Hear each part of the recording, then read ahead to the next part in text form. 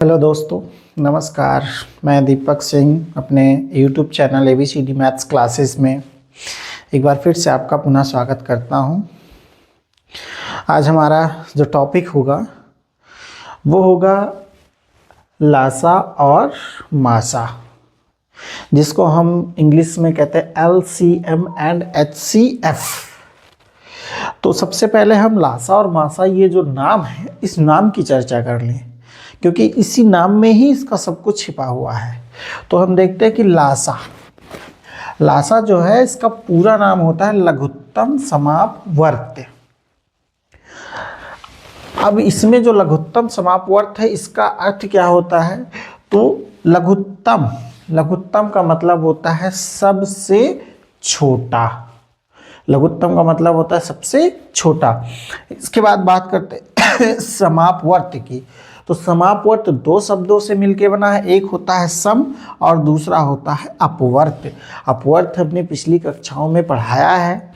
तो अपवर्त का मतलब होता है गुणज या पहाड़ा, और सम का मतलब होता है समान या कॉमन, या जिसको हम उभयनिष्ठ भी बोलते हैं।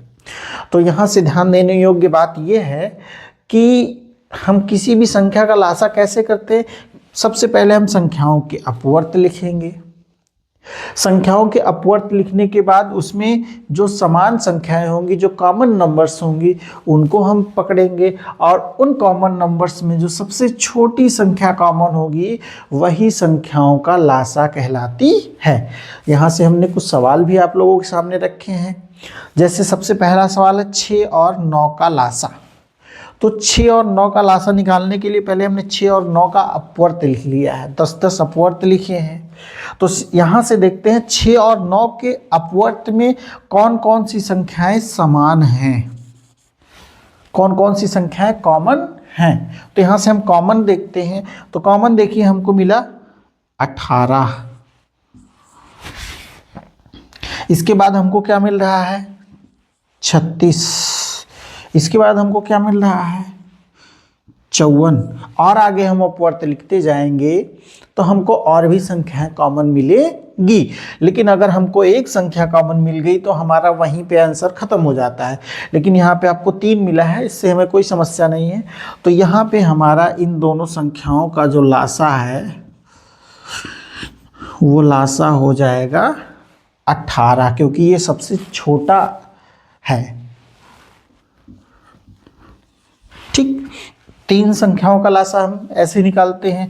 6, 8 और 12 का लासा। हमने 6 के 10 अपवर्त लिख लिए, 8 के 10 अपवर्त लिख लिए और 12 के 10 अपवर्त लिख लिए हैं। तो यहाँ से हम क्या करेंगे? कॉमन देखेंगे कि तीनों में कौन सी संख्याएं ऐसी हैं जो तीनों में कॉमन हैं। तो हमको पहली संख्या मिल रही है 24। 24 के बाद हमको मिलेगी 48, और यहाँ पे कोई संख्या कॉमन नहीं है, और आगे हम बढ़ाएंगे तो हमको मिलेंगी।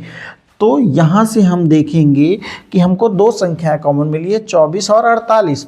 लेकिन हम पकड़ेंगे किसको? लघुत्तम, मतलब सबसे छोटे वाले अपवर्त को पकड़ेंगे। तो यहाँ से इन तीनों संख्याओं का 6, 8 और 12 का लासा होगा 24।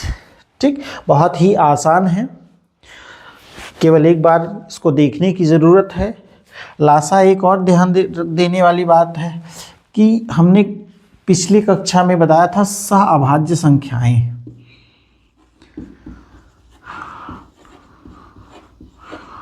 सहअभाज्य संख्याएं।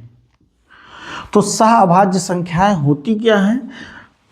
सहअभाज्य संख्याएं ऐसी होती है जिसमें केवल एक कॉमन मिलता है, एक उभयनिष्ठ होता है, और कोई अपवर्तक उसमें उभयनिष्ठ नहीं होता है। तो सहअभाज्य संख्याओं का जो लासा होता है,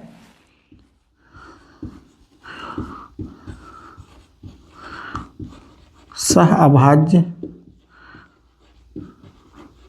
संख्याओं का लासा उनके गुणनफल के बराबर होता है।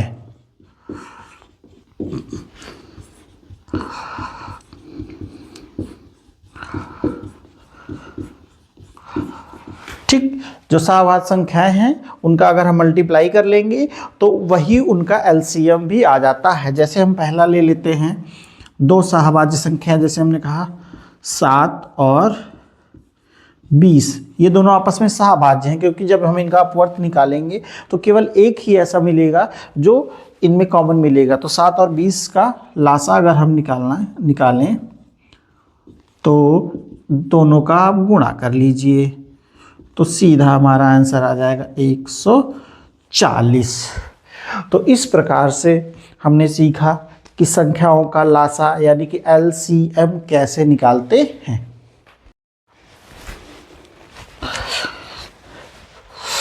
तो मित्रों, आपने लासा सीख लिया, बात करते हैं मासा की। तो मासा भी देखिए, इसका फुल फॉर्म होता है महत्तम समापवर्तक।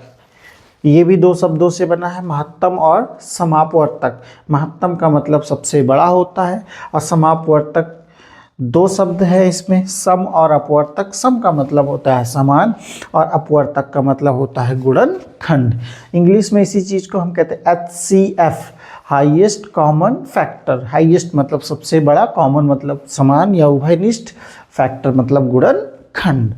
ठीक, तो यहाँ से हम एक सवाल पकड़ते हैं पहली, 10 और 12 का मासा। तो पहले हम 10 और 12 के अपवर्तक लिख लेंगे। देखते हैं, 10 के 4 अपवर्तक हैं, 1 2 5 और 10। 12 के 6 अपवर्तक हैं, 1 2 3 4 6 और 12। अब दोनों में हम कॉमन देखेंगे। तो कॉमन देखिए, हमको 1 मिला और 2 मिला। तो यहाँ से इसका मासा हो जाएगा 2, क्योंकि लासा में हम सबसे छोटा पकड़ते थे और मासा में हम सबसे बड़े को पकड़ेंगे। ठीक, इसी प्रकार से 3 संख्याओं का मासा हम निकालेंगे। तो 3 संख्या हैं 20, 24 और 36। तो 20 के हमने अपवर्तक लिख लिए, 24 के अपवर्तक लिख लिए और 36 के अपवर्तक लिख लिए हैं। अब हम देखते हैं कि इनमें उभयनिष्ठ क्या है। तो 1 हमको उभयनिष्ठ मिला, 2 उभयनिष्ठ मिल रहा है, तीनों में है, और इसके बाद 4 उभयनिष्ठ मिल रहा है। अगर हम देखेंगे और कोई हमको संख्या उभयनिष्ठ मिल रही है, कहेंगे ना। तो यानी कि 20, 24 और 36 का मासा कितना हो जाएगा, जल्दी बताइए।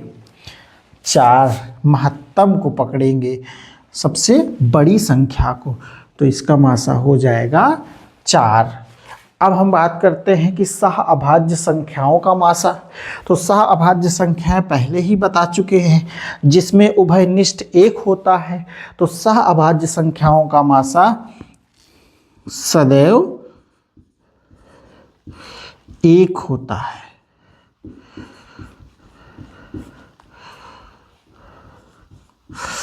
सहअभाज्य संख्याओं का मासा सदैव 1 होता है, क्योंकि इसमें एक ही कॉमन मिलता है। मैं उम्मीद करता हूँ कि आप सभी को लासा और मासा का ये टॉपिक अच्छे से समझ में आया होगा।